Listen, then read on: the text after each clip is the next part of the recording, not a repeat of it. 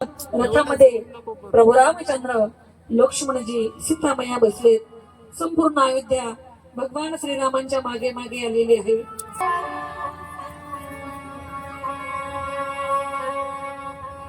रामजी, लक्ष्मणजी, सीतामैया, सुमंतजी निघालेले आहेत. सुमंतांनी रथामध्ये रामजीला बसवलं.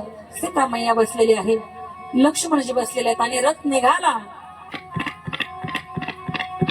निघाला आणि संपूर्ण अयोध्यावासी प्रभू रामाच्या रथासोबत आलेले आहेत.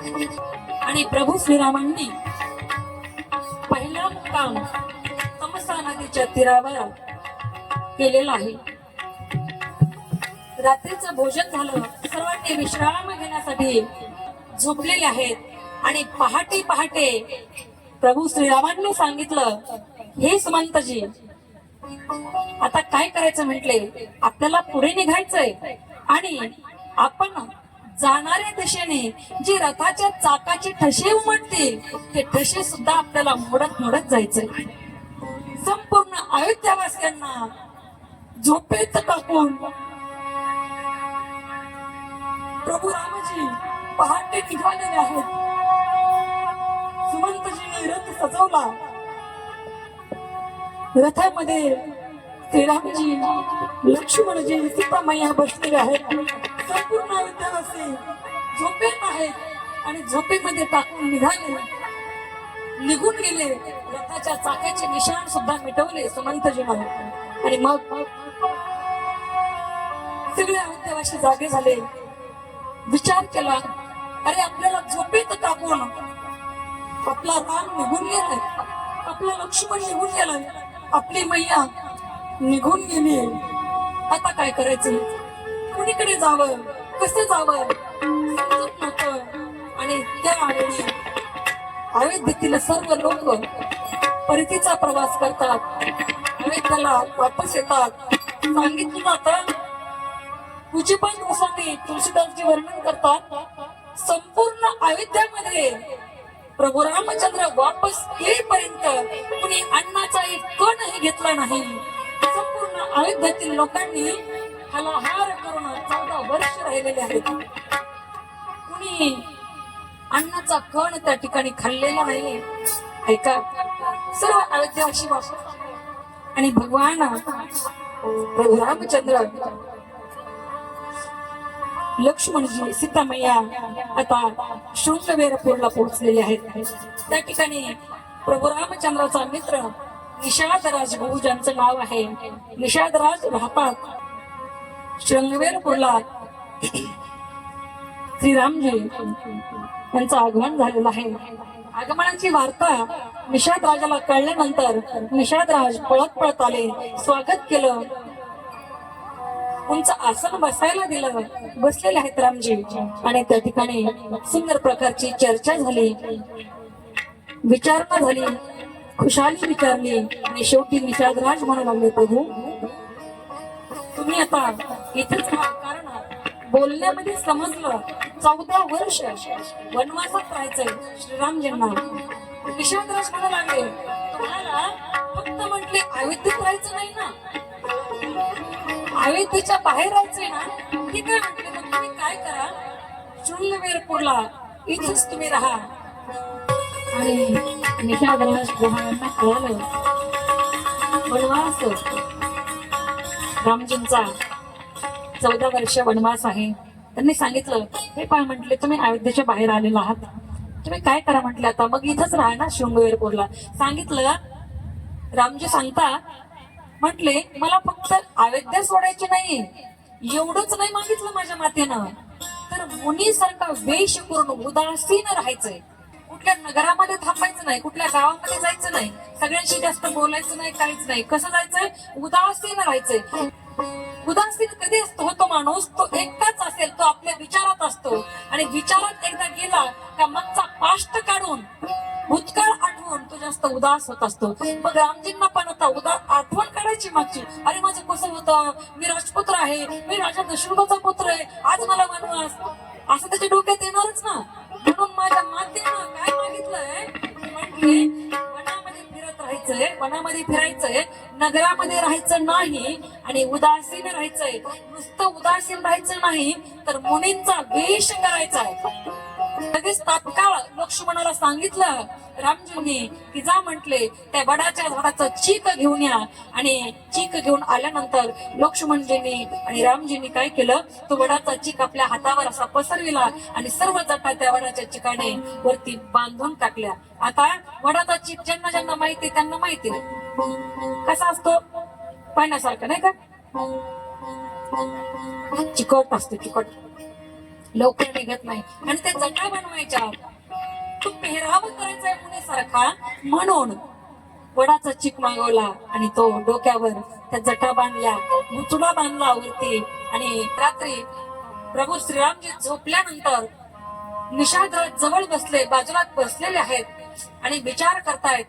त्या सीतामैयाला पाहून, जिचा पिता राजा जनक आहे, जिचा सासरा इंद्राचा मित्र दशरथ आहे, जिचा पती त्रैलोक्यनाथ रामजी आहेत, भगवान श्रीराम आहेत, त्या सीतामैयाला वनवासामध्ये आता इथं बिना अंथरुणाचं झोपावं लागतं. बघा, वेळ काळ कधी बदलेल सांगता येत नाही बरं का. कुणाच्या कोणत्याच गोष्टीकडे पाहून माणसानं कधीच हसू नये बरं का. एखाद्याची वाईट वेळ आली त्याला कधी हसू, त्याच्यासाठी त्याला हसू नका, त्याची टिंगल करू नका. एखादा चांगल्या दिवसात असेल, चांगली वेळ आहे आपली, उठू नका, मातू नका. भगवान श्रीराम या कथेतून हा संदेश देतात की वेळ कधी बदलेल सांगता येत नाही. ज्या श्रीरामजींना उठल्यानंतर सकाळी राज्याभिषेक होणार होता, तेच श्रीरामजी पत्नीसह सकाळी उठले की वनवासाला निघाले. ही कथा आपल्याला सांगते वेळ कधी बदलेल सांगता येत नाही. म्हणून कुठल्याच वेळेला नावे ठेवू नका. रात्रीची शिळी भाकरी असेल ना, सकाळी त्या शिळ्या भाकरीला नाव ठेवू नका, कारण त्या भाकरीने आपली रात्रीची भूक भागवलेली आहे. हटक्या तुटक्या चपलेला कधी नाव ठेवू नका. त्याच चपलेने आपल्याला काट्या कुट्या पासून, बघा, उन्हापासून आपलं रक्षण केलेलं असतं. ही कथा दर्शविते की बाबांनो, वेळ कधी बदलेल सांगता येत नाही. म्हणून प्रत्येक वेळेचं स्वागत आनंदाने केलं पाहिजे. वेळ कशी असो द्या, आनंदाने आपल्याला स्वागत करता आलं पाहिजे. त्या ठिकाणी असणारे लक्ष्मणजी पाहतात हे दृश्य. अरे निषादराज घळ घळ घळ घळ रडतायत. लक्ष्मणांनी हे दृश्य पाहिलं आणि लक्ष्मणजी निषादराजाजवळ गेले आणि सांगितलं, हे निषादराज ऐका ना, तुम्ही पाहताय ते रामजी तिथे झोपलेले आहेत. तुम्हाला वाटतंय माझी मैया, माझी वहिनी आणि दादा त्या ठिकाणी झोपलेले आहेत. काल त्यांच्या शयन कक्षामध्ये सुंदर मखमली गादीवर झोपणारे माझे दादा आणि माझी वहिनी आज बिना अंथरुणाचा झोपले. तुम्हाला रडू येतंय, तुम्हाला त्रास होतोय, तुम्हाला दुःख होतंय, पण तुम्हाला माहिती का म्हटले, हे रामजी कोणी जीव नाहीत. या पृथ्वी तलावर ते जन्माला नक्की आले, पण ते जीव नाही, तर ते साक्षात ब्रह्म आहे. आणि त्या ब्रह्माला काहीही करता येतं. लीला आहेत सगळ्या. सांगतायत लक्ष्मणजी, डोळ्यात पाहिलेलं पाणी साठलंय, सांगतायत ते जीव नाहीत, तर या जीवाला सांभाळणारे जगदीश आहेत. तुम्ही त्यांच्यासाठी अजिबात रडू नका सांगतायत बरं का. निषादराजाने प्रभूचं दर्शन घेतलं.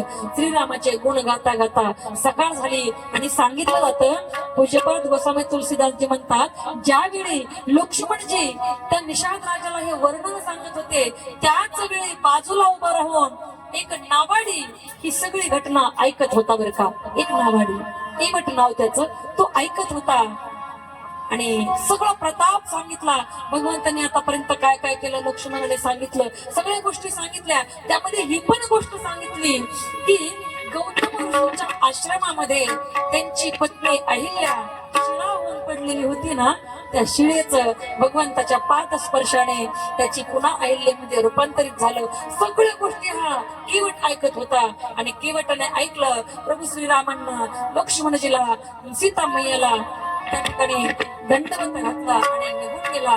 प्रारंभी, पहाटेच्या प्रारंभी केवट निषाद राजाकडे आले आणि निषाद राजाला सांगितलं, हे निषाद राजा ऐका ना, मी एक गोष्ट बोलेल तुम्हाला, ऐकाल ना माझं. केवटजी म्हणतायत, निषादराज म्हणतात हो ऐकेल ना, काय आहे सांगा. म्हटले आज प्रभू शृंगवेरपूरच्या त्या ठिकाणी असणाऱ्या गंगा मैयाला पार करून पुढे जातील. माझी एक इच्छा आहे, माझी एकच अपेक्षा आहे. म्हटले काय अपेक्षा आहे. तर आज प्रत्येक नावाड्याला म्हटले तुम्ही सांगा की आज कुणीही नावाडी आपले नाव त्या गंगा मैयामध्ये आणणार नाही, फक्त माझे नाव त्या गंगा मैयामध्ये असेल. ते म्हणजे म्हणतात निषादराजांनी सांगितलं ठीक आहे. आणि मग सगळ्या नावाड्यांना सांगितलं आजच्या दिवस कुणीही आपली नाव घेऊन गंगेवर जायचं नाही. आता केवट एकटे नाव घेऊन गेलेले आहेत. केवटांची एकटेची नाव आहे. केवटाने ती नाव घेतली आणि त्या गंगेच्या मध्यभागी जाऊन थांबलेले आहेत. बरं का, मध्यभागी थांबले. प्रभू श्रीराम निघाले, सीता मैया लक्ष्मणजी निघालेले आहेत. त्या असणाऱ्या गंगेपर्यंत आलेले आहेत. आता पहिलं तीराला जायचंय आणि जवळ आले. एकही नावाडी दिसत नाहीये. लक्ष्मणजी इकडे तिकडे पाहतायत, रामजी शोध घेतायत, पण एकही नावाडी दिसत नाही. आणि आईनं त्या गंगेच्या मध्यभागी एक नाव दिसली. तो नावाडी त्या ठिकाणी नावेमध्ये उभा आहे. ती नाव दिसली आणि प्रभू राम निघाले. तेवढ्यात लक्ष्मणजी म्हणतात दादा मी जातो ना नावाड्याला बोलवायला. पण प्रभू म्हणाले नाही, आज मी बोलवतो म्हटले. त्याला आवाज दिला, हे केवटजी, केवटजी तुमची नाव आम्हाला आजच्या दिवस द्याल का? आम्हाला पहिलं तीराला जायचंय, तुमची नाव आम्हाला भेटेल का? जो जगाचा नियंता आहे, जो जगाला सर्व गोष्टी पुरवतो, आज तोच जगदीश्वर त्या नावाड्याला नाव मागत होता. लक्ष्मणजींना वाटलं अरे मी आहे ना मागायला, मी सेवक आहे, मालकाला कुठे मागायचं असतं का? बघा मालक कधी मागतो का? मालक आदेश देत असतो, मालक हुकूम सोडत असतो. पण जगाचा मालक प्रभू रामचंद्र आज आपल्या भक्ताकडे मागतायत. काय म्हणतायत, एक केवटजी तुमची नाव आम्हाला द्या आणि आम्हाला पहिलं तीराला पार करा, आम्हाला ही गंगा पार करून द्या. लक्ष्मणजी बघतच राहिले आपल्या दादाकडे आणि सीता मैया सुद्धा पाहते. की म्हणजे नाव घेऊन सर सर सर सर जवळ आले आणि विचारतात प्रभू द्याल ना तुमची नाव आम्हाला? केवटजीने म्हणावं ना, हो हो ठीक आहे, बसा बसा नावेमध्ये, मी तुम्हाला सोडतो पलीकडे. म्हणावं ना. केवटजी काय म्हणतात माहिती का? अजिबात देणार नाही म्हटले. का देणार नाही बाबा? म्हटले मला तुमचं मर्म समजलंय, मी तुम्हाला माझी नाव कदापि देणार नाही. लक्ष्मणजी आश्चर्यचकित झाले. अरे काय मर्म समजलंय? पहिल्यांदा भेटलोय आपण याला, काय मर्म समजलंय याला? बघा आपल्याला सुद्धा कोणी म्हटलं ना, बघा कुणी जर आपल्याला म्हटलं ना, हा मला सगळं माहिती आहे तुमचं डॉक्टर साहेब, सगळं माहिती आहे मला तुमच्याबद्दल, मी सांगत असतो कोणाला तरी, असं म्हटलं देवा बर का बंद करता येईल. असं जर म्हणलं तुम्हाला तुमचं सगळं माहिती मला, तर आपल्याला किती भीती वाटतं. काय माहित असेल, कायच माहित असेल याला. आपण डोक्यात लक्ष्मणजी म्हणले अरे मला काय माहिती, म्हटले सगळं माहिती म्हणले मला तुमचं, मी मर्म जाणले आणि मी तुम्हाला माझ्या नावामध्ये चुकूनही बसवणार नाही. प्रभू म्हणतात बाबा तुला काय माहित झाले? म्हटले एका शिळेला ते तुम्ही पाय लावला ना, त्याच्यातून बाई निर्माण झाली. म्हणले बाई प्रकट झाली आणि माझे नाव तर म्हटले लाकडाचे हो, त्या दगडामधून तुम्ही बाई निर्माण करू शकता पाय लावून, माझे नाव तर लाकडाची. आणि जर माझ्या त्या लाकडाच्या नावाची स्त्री झाली आणि मी तिला घरी घेऊन गेलो, माझी बायको मला घरात सोडून देणार नाही. ती विश्वास ठेवेल का? लाकडाच्या नावाची स्त्री झाली म्हणून विश्वास ठेवेल ती? ती म्हणेल नाव विकून या बाईला घेऊन आलात का काय? माझी पत्नी माझ्यावर विश्वास ठेवणार नाही, मी तुम्हाला माझ्या नावेमध्ये बसू देणार नाही. तुमच्या पायाचा प्रताप मला माहितीये. हे तेच पाय आहेत म्हटले. कोणते? हे तेच पाय आहेत. 3 पायांनी बळीराजाचं सर्वस्व हिरावून घेतलं. स्वर्ग पृथ्वी स्वर्ग मागितला 2 पावलामध्ये आणि बळीराजाला पाताळात घालून पाताळावर सुद्धा अधिराज्य आपलं स्थापन केलं. बळीराजाला पाताळात घालणार नाही ते हेच ते पाय आहेत म्हटले. ते पाय मला चांगले माहिती आहेत. त्या पायाने त्या शिळीची आईला झाली, स्त्री झाली आणि माझी नाव तर लाकडाची म्हटले. मी काय करू? मी तुम्हाला माझ्या नावेमध्ये कदापि बसू शकत नाही. एक सुंदर गीत आहे या प्रसंगात, भावपूर्ण गीत आहे. भुलालो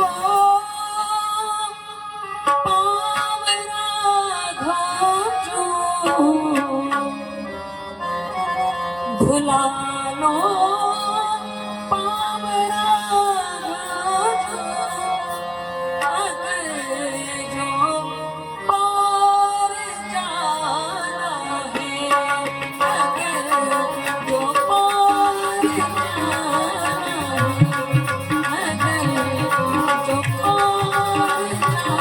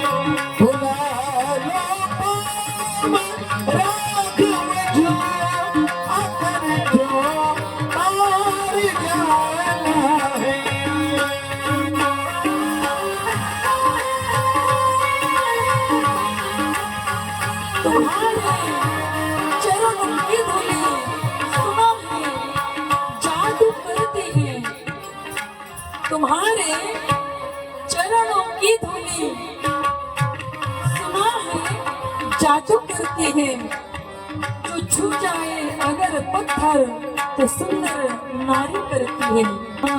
जो पत्थर नारी बन जाए, जो पत्थर नारी बन जाए, लाठ का क्या ठिकाना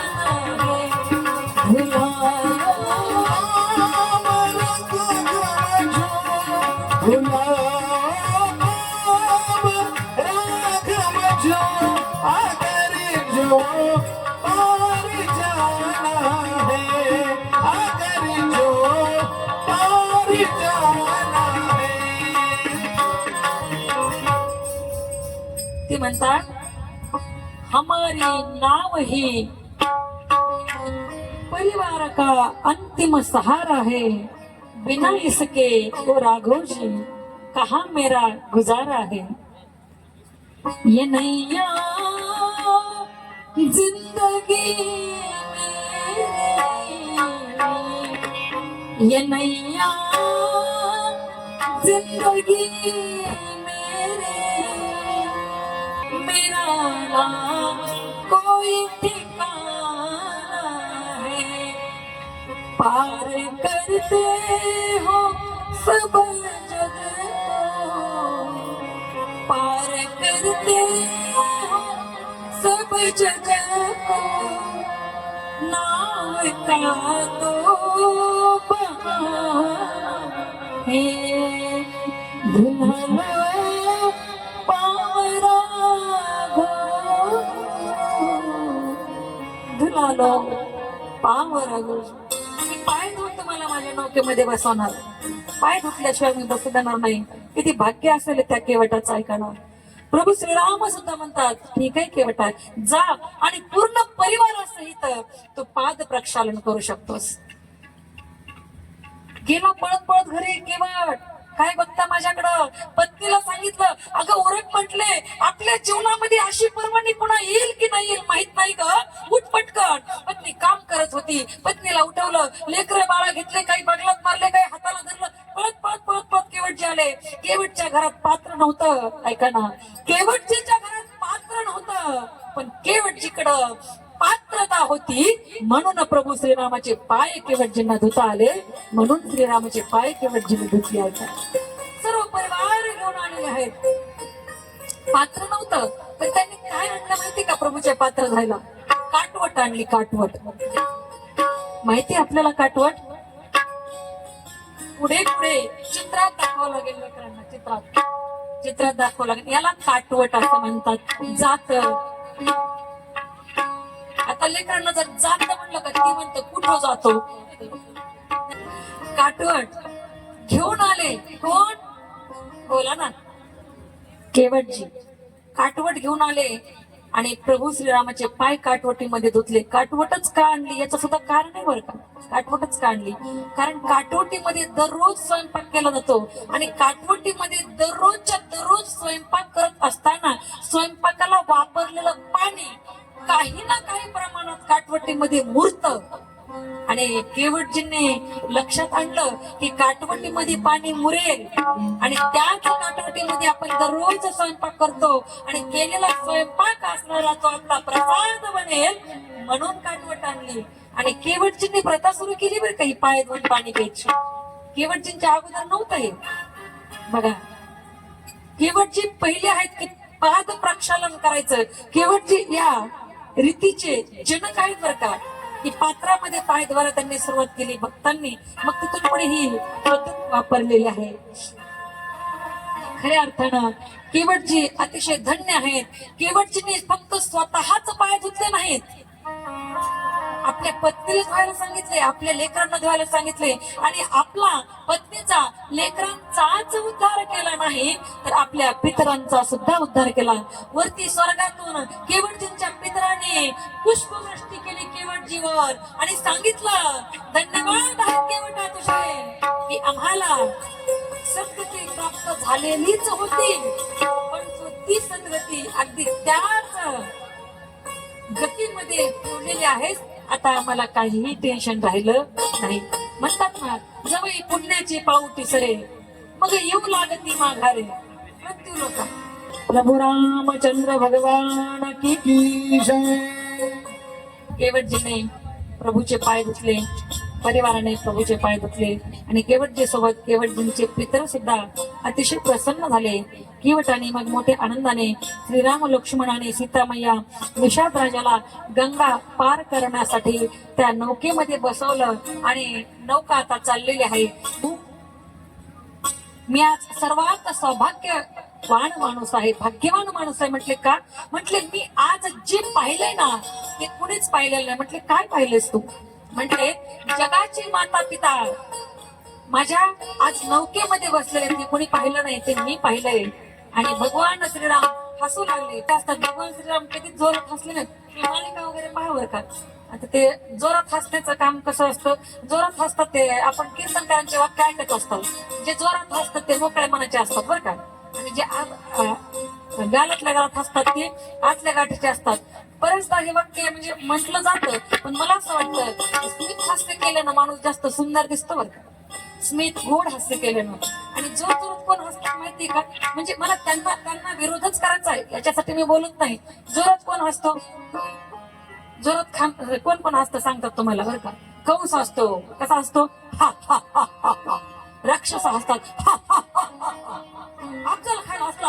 हा हा हा हा हा. शिवाजी आता मला सांगा, जोरात कोण हसतो? तो विषयच नाही आपला. जोरात हसूच नाही असंही माझं म्हणणं नाही आणि गालात निघालातच हसावं असंही माझं म्हणणं नाही. मी तुम्हाला सांगितलं, मला जे वाटलं ते सांगितलं. पण मला असं वाटतं गालातल्या गालात स्मित हास्य केल्यानंतर माणूस जेवढा सुंदर दिसतो ना, एरवी दिसत नाही बरं कधी. म्हणून तर फोटो काढताना आपण. मग मला सांगा, जर फोटो काढत असताना एक सेकंद जर आपण हसलो तर फोटो चांगला येतो. मग आपण आपलं आयुष्य सुंदर करण्यासाठी सदैव हसत राहिलो तर आयुष्य सुद्धा आपलं सुंदर झाल्याशिवाय राहणार नाही. आयुष्य सुद्धा सुंदर होईल, आनंदीमय होईल. हसत हसत आपण राहिलं पाहिजे. बोला प्रभू रामचंद्र भगवान की. आणि मग त्या केवटाने साष्टांग दंडवत प्रभूला घातलेला आहे. प्रभूच्या पायावर साष्टांग कळतं. माणसाला 8 अंग आहेत ना, 8 अंग. आपल्या अंगाला 8 अष्टांग आहे माणसाचं शरीर. म्हणून सहित अष्टांगा सहित दंडवत घालणं त्याला साष्टांग दंडवत असं म्हटलं जातं. साष्टांग दंडवत घातला प्रभूच्या पायावर. प्रभू त्याला उठवत नाहीत. आता प्रभूंनी 3 जागेवर पुढच्यांना उठवलं नाही बरं का. साष्टांग दंडवत घालणाऱ्यांना 3 जागेवर उठवलं नाही. कोणकोणत्या? पहिला आहे त्या ठिकाणी केवटजी आहेत, पुन्हा भरतजी आणि हनुमानजी. 3 जणांना उठवत नाही. तर उठवल्यानंतर काय बोलावं कळत नाही, म्हणून 3 जणांना उठवत नाही. तर यांना बदल्यात काय द्यावं हे कळतच नाही प्रभू रामचंद्रांना. बदलत द्यायचंय का? आता या केवटजीनं गंगा पार करून दिली. केवटजी म्हणतायत की मी तुम्हाला गंगा तेव्हाच पार करून देईन, तुमच्याकडून मी 1 रुपया घेणार नाही, तुम्ही दिला तरी घेणार नाही. त्या अटीवर गंगा पार झाली आणि आता त्यांना द्यायला काहीच नाहीये प्रभू रामचंद्राकडं. म्हणून प्रभू रामचंद्र त्या ठिकाणी त्या केवटजीला उठवत नाहीयेत. सीतामय्याच्या भाव लक्षात आला. आपले पती का उठवत नाहीत केवटजीला? बराच वेळ झाला तरी उठवत नाहीत. आणि पतीच्या मनातला भाव पत्नीला कळला पाहिजे बरं का, तर तिला पत्नी म्हणतात. नाहीतर मग ती बायकोच असते फक्त. प्रभू रामचंद्र भगवान की. पत्नी आणि बायको मध्ये फरक काय? पत्नी या शब्दाचा अर्थ आहे, शास्त्र सांगतंय, माझ्या मनाने मी सांगत नाही. पत्नी या शब्दाचा अर्थ असा आहे, जी आपल्या पतीला पतनापासून वाचवते तिला पत्नी असं म्हटलं जातं. तिला पत्नी असं म्हटलं जातं. म्हणून सीतामय्याच्या लक्षात आलं का उठवत नाहीत. प्रभू संकोच करत आहेत. कोणता संकोच म्हटले तर उठवल्यानंतर याच्याकडे द्यायला आपल्याजवळ काही नाही. मग सीतामय्याने आपल्या हातातली रत्नजडित अंगठी काढली, आपल्या बोटातली, आणि प्रभू रामचंद्राला देऊ लागली. प्रभू रामचंद्र अंगठीकडे पाहतायत, सीतामय्याकडे पाहतायत. अगं म्हटलं ही तुझी लग्नातली अंगठी तुला घातलेली आणि रत्न जडित आहे ती अंगठी, तू देऊ नकोस.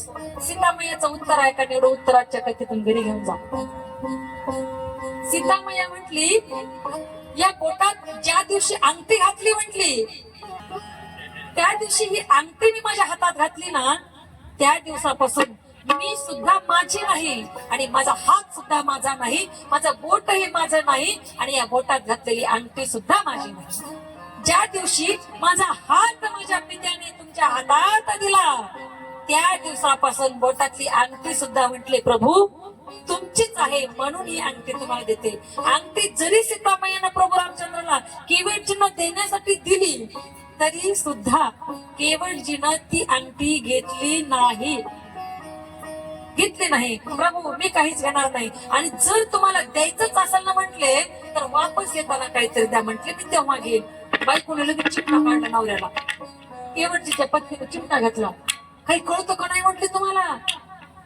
अहो देवाला कुठे मागायचं असतं? काही मागायचं नाही म्हटले, आपल्याला काहीच मागायचं नाही. केवट काय म्हणतात?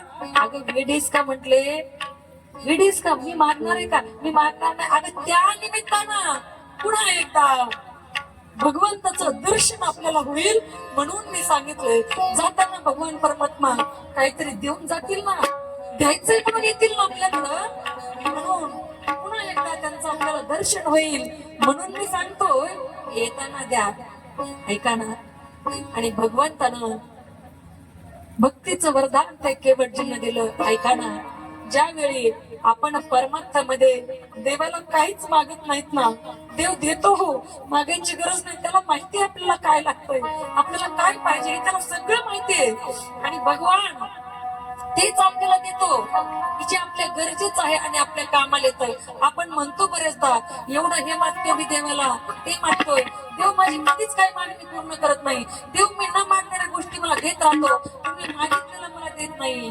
देवाला माहितीये त्याला काय त्याच्या उपयोगात आहे, त्याचं हित कशात आहे हे आपल्यापेक्षा देवाला चांगलं माहितीये. म्हणून तो आपल्याला त्याच गोष्टी देतो की जे आपल्यासाठी चांगल्या आहेत त्या गोष्टी देतो, की त्या गोष्टी देत नाही ज्या आपण त्याला मागतो त्या गोष्टी नाही देत बरं का. मग भगवंताने त्या असणाऱ्या केवटजींना विमल भक्तीचं वरदान दिलं आणि पुन्हा जाताना भेट घेण्याचं आश्वासन देऊन त्या ठिकाणी भगवान श्रीरामजी, सीतामैया आणि लक्ष्मणजी पुढे मार्गस्थ होत आहेत. बोला प्रभू रामचंद्र भगवान की जय. आणि ज्यावेळी आपण खरंच काही मागत नाही ना देवाला, ऐका, ज्यावेळी आपण काही मागत नाही तीच आपल्या भक्तीची सुरुवात आणि तीच परमोच्च गती आहे असं सांगितलं जातं. त्या ठिकाणी पूज्यपाद गोस्वामी तुलसीदासजी म्हणतात की केवटजीनं काही मागितलं नाही याचा अर्थ असा नाही की देवानं काही दिलं नाही. देवानं काही दिलं नाही असं नाहीये. केवटजी म्हणतात की धन्य आहे मी, त्या ब्रह्माजीचे मी धन्यवाद व्यक्त करतो. का तर त्यांनी मला गंगा किनारी जन्माला घातलं, मला नावाडी बनवलं आणि प्रभू श्रीरामांची भेट मला आदल्या दिवशी रात्री घडवून दिली. निषाद राजाच्या भुवनाजवळ माझी भेट घडवून दिली. लक्ष्मणजींचं म्हणणं मी बोलणं मी ऐकलं आणि दुसऱ्या दिवशी त्या ठिकाणी असणाऱ्या सर्व नवऱ्यांना निषाद राजांना सुट्टी दिली. मी त्या निषाद राजांचाही ऋणी राहील अजन्म. त्यांनी मला भगवान परमात्म्याला माझ्याच नावेमध्ये बसण्याची संधी दिली, मला संधी दिली. आणि सांगू भगवान श्रीरामजी म्हणतात की तुला काय पाहिजे ते माग. माग म्हणणारा जगाचा मालक आहे, माग म्हणणारा जगाचा मालक आहे, तरी सुद्धा जो मागत नाही ही त्याच्या भक्तीची पराकाष्ठा आहे, भक्तीची परमोच्च गती आहे. आणि म्हणून केवटजींना भक्तीचं वरदान प्रभू रामचंद्र देतात. आणि केवटजी म्हणून लागले आता नाथ अनंत जन्माच्या मजुरीचं फळ म्हटले आज मला ब्रह्माजींनी दिलेलं आहे. आणि ब्रह्माजीचं धन्यवाद व्यक्त करतात ना, त्या ठिकाणी असणाऱ्या निषाद राजांचे धन्यवाद व्यक्त करतात. प्रभू श्रीरामजी, सीतामैया, लक्ष्मणजी यांना वारंवार दंडवत करून प्रणाम करून पुढे निघालेले आहेत. आणि त्या ठिकाणावरून त्या केवटजी आपल्या परतीच्या प्रवासाला लागतात.